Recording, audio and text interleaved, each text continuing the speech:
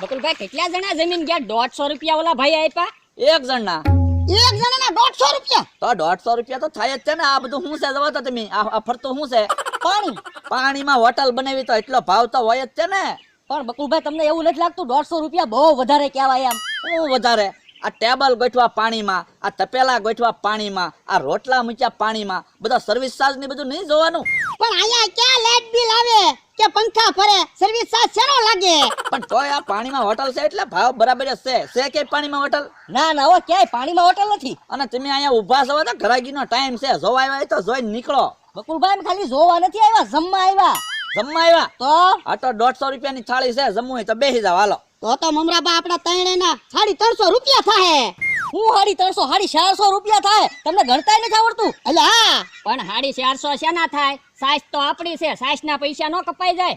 એટલે સાસના ગ્લાસના કેટલા લે?